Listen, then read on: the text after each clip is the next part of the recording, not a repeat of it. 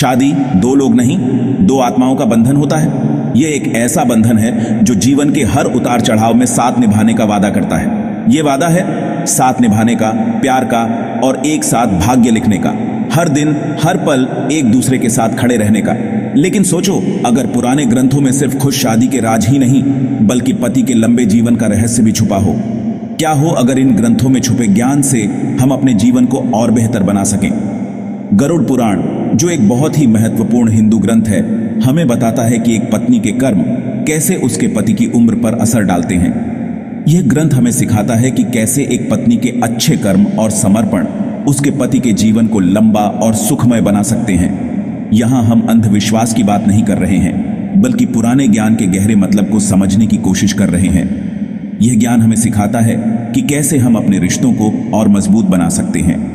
ये एक पत्नी के प्यार और समर्पण की ताकत को पहचानने के बारे में है, और ये कैसे उनके हर फैसले से उनके वैवाहिक जीवन का संतुलन बनता है, बिगड़ता है।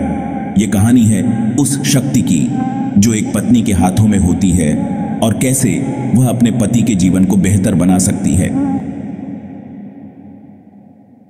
गरुड़ पुराण एक दिशा सूचक यंत्र की तरह है जो हमारी आत्मा को सही राह दिखाता है।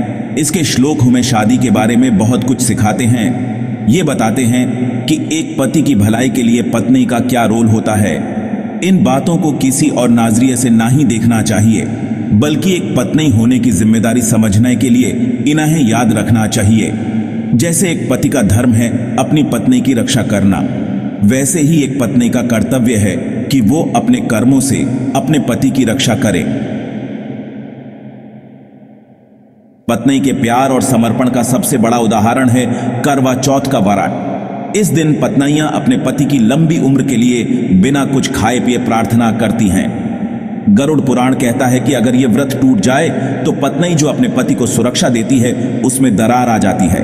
यह उसके दृढ़ निश्चय को कमजोर करता है और उसके व्रत की पवित्रता को भंग करता है, जिससे उसके पति को खतरा हो सकता है। जहरीले शब्द श्राप जो पति के प्राण हर लेते हैं। शब्दों का असर बहुत गहरा होता है और यह असर कभी कभी जीवन भर के लिए होता है। शब्दों में बहुत ताकत होती है, ये किसी को ठीक भी कर सकते हैं और बर्बाद भी। एक पत्नी के शब्द उसके पति के जीवन पर गहरा प्रभाव डाल सकते हैं, चाहे वो सकारात्मक हो या नकारात्मक। गरुड़ पुराण कहता है कि एक पत्नी को कभी भी अपने पति के लिए कठोर या अपमानजनक भाषा का इस्तेमाल नहीं करना चाहिए। खासकर उसके नाम की झूठी कस्में तो बिल्कुल नहीं खानी चाहिए।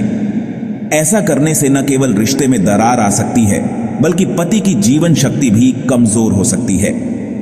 ऐसा करने से नकारात्मक ऊर्जा पैदा होती है जो सीधे पति के जीवन शक्ति को प्रभावित करती है। यह नकारात्मक ऊर्जा धीरे धीरे पति के स्वास्थ्य और मानसिक स्थिति को भी प्रभावित कर सकती है। याद रखें, एक पत्नी की दुआओं में इतनी शक्ति होती है कि वो अपने पति को मुसीबत से बचा सकती है, लेकिन उसका श्राप भले ही गुस्से में ही क्यों न दिया गया हो, उसके पति के लिए दुर्भाग्य ला सकता है।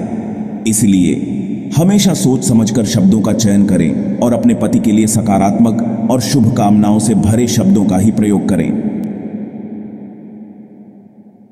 छूटे हुए निशान, परंपरा की डोर को अनदेखा करना, यह एक ऐसा कदम है जो हमारे समाज में गहरे जड़ें जमाए हुए मूल्यों और मान्यताओं को चुनौती देता है। गरुड़ पुराण शादी के पारंपरिक प्रतीकों जैसे सिंदूर और चूड़ियों के महत्व पर भी प्रकाश डालता है। ये प्रतीक न केवल एक महिला की सुंदरता को बढ़ाते हैं, बल्कि उनके जीवन में एक महत्वपूर्ण भूमिका भी निभाते हैं। ये सिर्फ श्रृंगार नहीं है, ये पति के प्रति पत्नी की प्रतिज्ञा को दर्शाते हैं। ये प्रतीक एक महिला के जीवन में स्थिरता और सुरक्षा का प्रतीक है, जो उसे अपने पति के साथ एक अटूट बंधन में बांधते हैं। इन चीजों को नजरअंदाज करना या इनका महत्व न समझना शादी के रिश्ते का ही अपमान करने जैसा है।